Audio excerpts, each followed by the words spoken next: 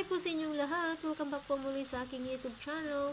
And for today's vlog, magluluto po tayo ng simpleng recipe ng tofu. So I hope samahan niyo po ako guys sa aking pagluluto. So ito po yung gagamitin natin. So meron po ako ditong 1 pack of hard tofu or yung tokwa na tinatawag natin.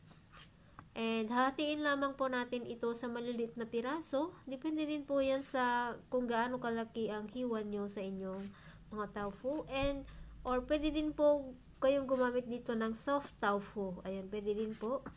And sa mga viewers, thank you so much po sa inyong lahat sa panonood ng aking vlog. And sa lahat po ng aking mga subscribers, thank you so much po sa inyong lahat sa suporta sa aking channel.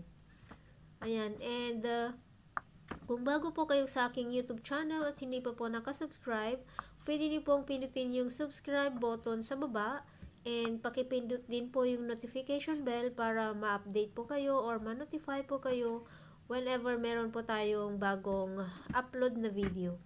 Ayan, maraming salamat po sa inyong lahat. And kung may katanungan po kayo or suggestions, pwede po kayong mag-iwan ng comment sa baba and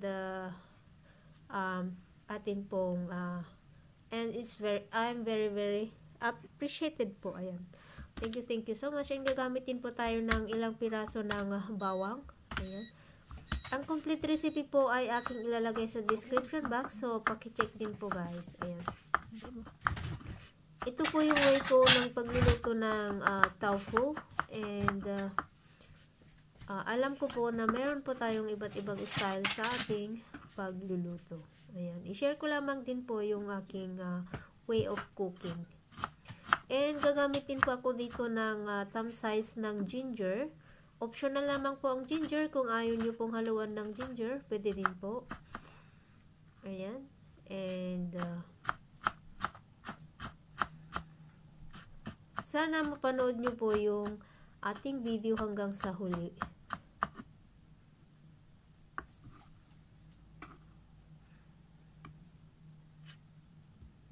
Ayan, and gagamit din po tayo dito ng isang piraso ng sibuyas.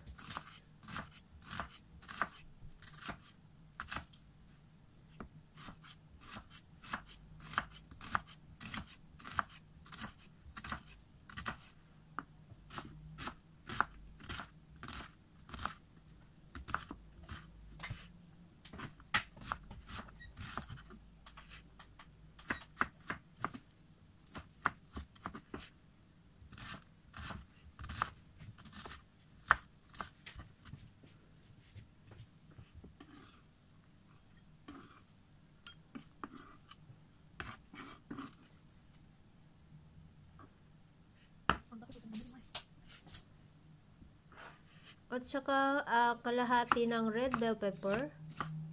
Pwede din po kayong gumamit dito ng red, yellow, and green bell pepper.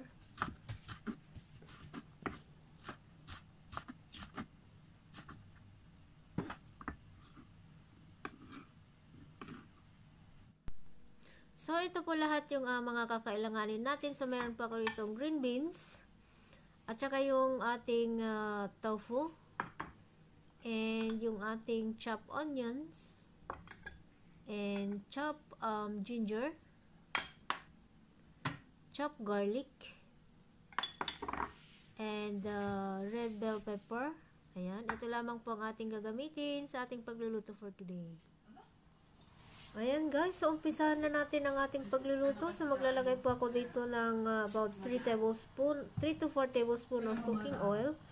Ayan, and papainitin lamang po natin ito. At pagkatapos ilalagay na natin ang ating tofu.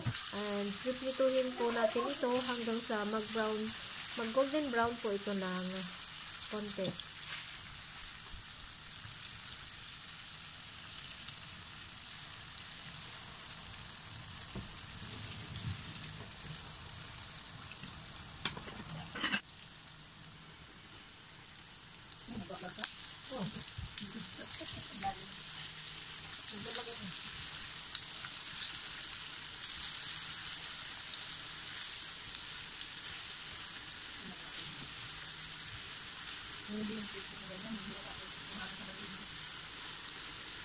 Bakit mo palalagay ng arena eh? Hindi mga sa amin set.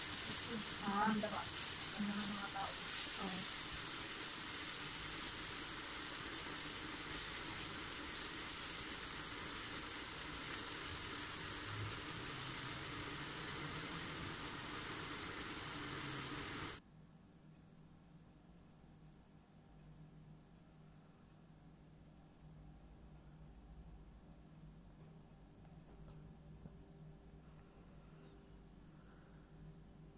Ayan, so medyo nag golden brown siya ng konti, and ayan, ililipat po muna natin ito.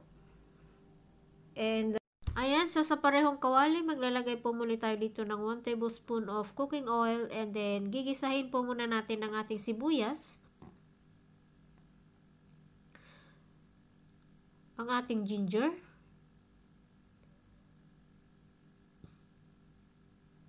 ayan, so gisahin po muna natin ito ng isang segundo.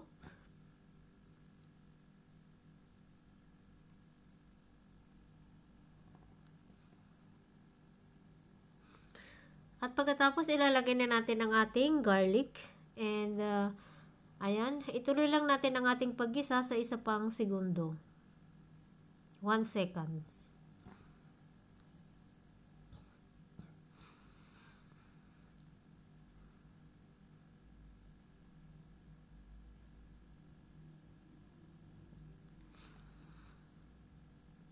Ayan, so after 1 seconds, ibabalik na natin ang ating naprito na tofu.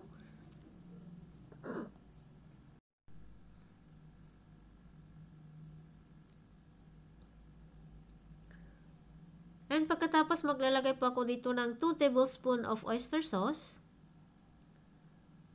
and 2 tablespoon of soy sauce.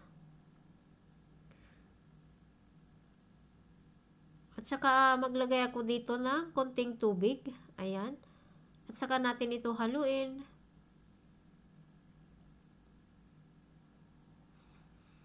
And maglalagay din po ako dito ng konting asin. Or kung meron kayong light sauce, pwede din po.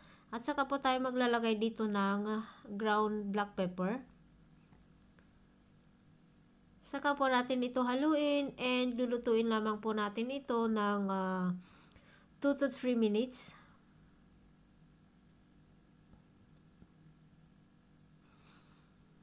Ayan, so after 3 minutes, ilalagay na natin ang ating green beans.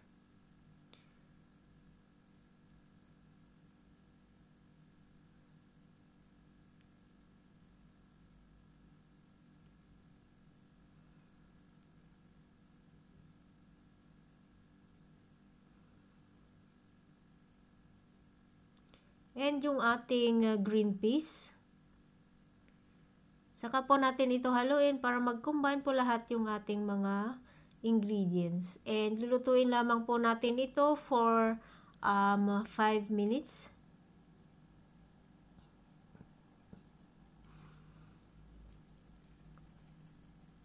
I-check po natin ito paminsan-minsan, saka po natin ito hahaluin para pantay-pantay po ang pagkaluto ng ating niluluto.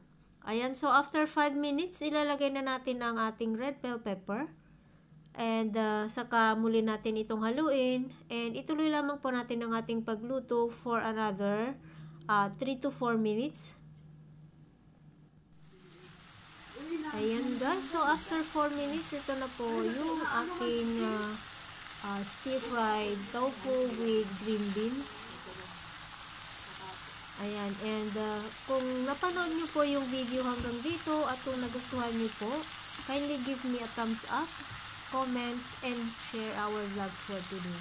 Ayan, maraming salamat po sa inyong lahat guys sa panonood ng aking vlog for today. Ayan, I hope to see you guys on my next vlogs. God bless each and everyone. Thank you so much. Bye!